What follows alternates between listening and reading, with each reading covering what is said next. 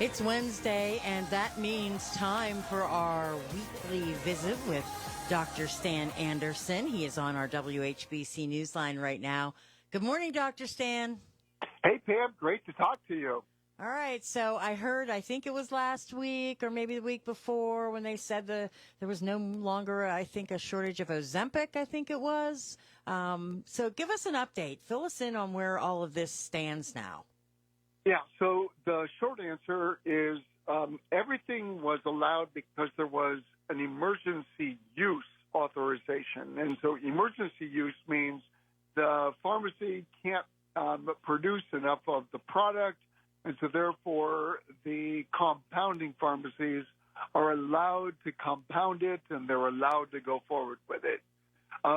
So the pharmacy said, well, if we add a few things to it, so in other words, it's not exactly the same thing that would be there, so putting in vitamin B or putting in some other supplement like caffeine or something like that, so that it is not exactly the same, then it is not the exact same thing as the original medicine, Wegovy or the Ozempic.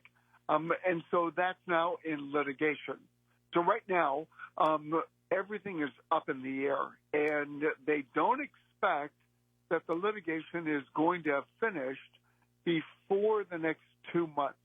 So we still have about another 2 months before we actually know what we are allowed to do and not allowed to do. So at the risk of sounding, well, you're just kicking the ball down the field just a little bit. Well, what do you mean here? Well, what I mean is the possibility that there will be some of the less expensive is a possibility. The probability of that happening is kind of 50-50, so nobody really knows. We're in this really strange time. So everything is kind of up in the air, and we really don't know. That's where we stand right now. But there's a couple of points that I really wanted to try to at least come up with. The first is this. You're going to start seeing a lot of celebrities, a lot of ads that are going to be touting, they're going to be promoting a GLP-like product. Now, they're not GLP-1s. It's not like Ozempic. It's not like Mounjaro. It's not like Wegovy or Zepbound. But what they are rip-offs. So the Kardashians came up with a GLP-1 supplement, and that's what it's called, and it has nothing to do with Ozempic or with Wegovy. But they're basically selling this, and basically what the Kardashians component is it's basically orange extract, saffron extract, and neurocytrin. So there's no good data that any of those components are associated with meaningful and lasting weight loss. So they basically make you feel, it's kind of like drinking a whole glass of water. When you drink a whole glass of water, that helps your hunger to not be quite as much. So what the extracts do that they're now touting as a Ozempic kickoff, if you will, basically it makes your stomach feel like you're drinking more water. One of the unfortunate things is this: weight loss is so hard. It is so difficult for so many people, and I have people that end up saying, "I eat next to nothing, and I am still not able to lose weight." And oftentimes that's because the muscle in your system is very low. So one of the things that we recommend is everybody that really wants to make their life happier, makes themselves to be healthier, focus on the fundamentals. Don't focus on the number on the scale. Don't make, am I going to be a good day today or is this going to be a bad day today? Make it based on how you feel, not based on whether or not the number on the scale is what I want it to be. So we talk about drinking lots of water. Staying well hydrated is one of the fundamental things that we need to do.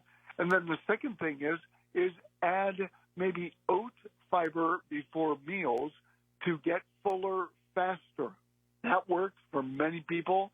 And then finally, being on a diet that you can stay with. Unfortunately, I have so many people that say, I'm really, really good, but my partner and I, we go out to eat frequently, and I'm not losing any weight. And they're not willing to give up going out to eat. So the problem is if you're not good if you're good all day long, but then one time you go out to eat and you eat 1,500 calories, you're not going to lose weight if you're eating anything else, because the food at restaurants has more calories in order to make it taste as good as it does. Oh, yeah. Yeah, I'm just sitting there nodding my head. Yes. And so are you still seeing a lot of folks that are, coming and asking for the prescriptions for the injections and, and insurance companies still saying no, all of that kind of stuff? Yeah, it's kind of a mixed bag. So at this point, what I would recommend to people is to say this, the injections are helpful. If you can get them, if your insurance covers it, that's wonderful, but about 95% of insurances don't cover it. Now, that's up about 2% from last year, so definitely an increase, but it's still significantly lower numbers of insurances that are covering it. Yes, I still see quite a few people that are getting the injections. The injections are amazing. They're not going to be going generic for about another 5 to 6 years.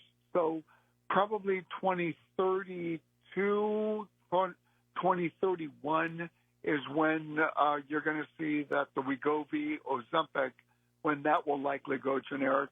So nothing in the short term, nothing in the immediate term. If you look at the pipeline, no drugs that are going to be coming out this year, but there's going to be 2 more that are about to come out in 2026 that are amazing. They're even dramatically better. Unfortunately, they're probably going to be very expensive. So, again, keep our fingers crossed that, 1, that it's effective and safe, 2, that they won't end up basically making it super expensive. But the good news is down the road, the expectation is we will have medicines that are safer. We will have medicines that are hopefully going to help more and more people.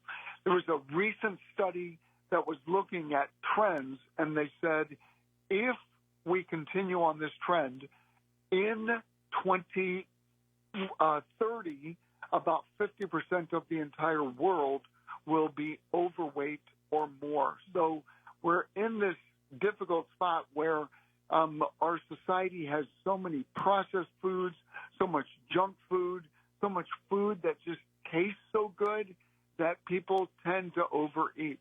And one of the things that I'm hopeful is that if we can eliminate much of the processed foods from our diet, and hopefully HHS will look forward to doing that in the future, we will be healthier and we won't develop as many of the diseases that our civilization has. Yeah, that would be wonderful. All right, Dr. Stan, let us chat again next Wednesday. How about that? Hey, thanks, Pam. I look forward to it. Canton's Morning News with Pam